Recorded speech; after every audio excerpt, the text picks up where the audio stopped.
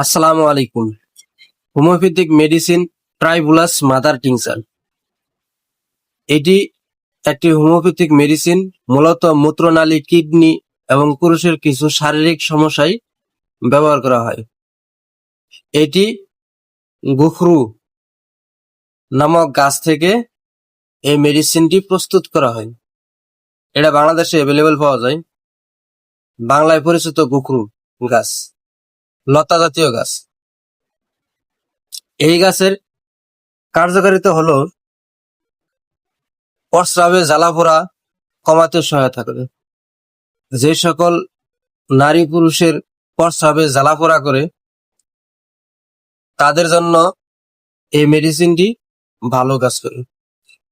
এরপরে ঘন ঘন প্রস্রাবের প্রবণতা থাকে যাদের, যে সকল নারী পুরুষদের ঘন ঘন প্রস্রাব হয় এবং কি ঘন ঘন প্রস্রাবের ভাব দেখা দেয়, তাদের ক্ষেত্রে এই মেডিসিনটি ভালো কাজ করে।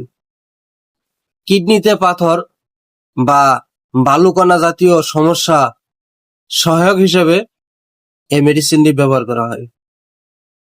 যাদের কিডনিতে পাথর আছে, প্রস্রাবের দ্বারা দিয়ে বালুকণা মতো কিছু যাচ্ছে এরকম মনে হয়, তাহলে এই মেডিসিনটি খেলে কিডনির পাথর ধীরে ধীরে বের হয়ে যায়। মূত্র আটকে যাওয়া বা কম হওয়া, যে সকল নারী পুরুষদের প্রস্রাব থেমে থেমে হয়, আটকে যায়, প্রস্রাব হয় না, কম হয়, তাদের ক্ষেত্রে এই মেডিসিনটি ভালো কাজ করে। এরপর পুরুষের যৌন দুর্বলতা, যৌন শক্তি হ্রাস, অনেক হোমিও চিকিৎসায় এটি ব্যবহার করা হয়। তারপরে শরীরের দুর্বলতা, ক্লান্তি, টনিক হিসেবে কিছু ক্ষেত্রে এই মেডিসিনটিও ব্যবহার করা হয়। উক্ত উপসর্গগুলো বিবেচনা করে এই মেডিসিনটি ব্যবহার করা হয়ে থাকে।